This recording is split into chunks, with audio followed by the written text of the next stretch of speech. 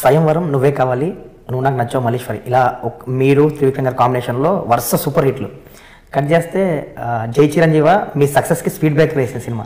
So ఆ టైంలో మీ ఇద్దరు కాంబినేషన్ కానీ మీకు ఫస్ట్ ఫెయిల్యూర్ అది, దాన్ని ఎలా తీసుకున్నారు సార్ అసలు? ఆ తర్వాత ఎలా అంటే ఫస్ట్ ఏమనిపిస్తుంది అంటే మొదటి రోజు చాలా బాధగా ఉంటుంది. అయ్యో మనం అనుకున్న రిజల్ట్ రాలేదే, ఆడియన్స్ టేస్ట్ మారిపోయింది, అది ఇది అనిపిస్తుంది. రెండో రోజుకి ఏమనిపిస్తుంది అంటే నో సేమ్ ఆడియన్స్ మన అంతకుముందు సినిమా సూపర్ హిట్ చేశారు. ఓకే. సో తప్పు వాళ్ళలో లేదు, తప్పు మనం తీసుకున్న కాన్సెప్ట్లో ఉంటుంది.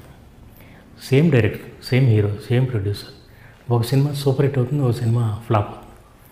So the whole trick is in the concept. మనం తీసుకున్న కాన్సెప్ట్లో ఏదో తప్పు, సో మనం దాన్ని ఇంకా ప్రాపర్గా మళ్ళీ ప్రజెంట్ చేసేటప్పుడు చేయాలి.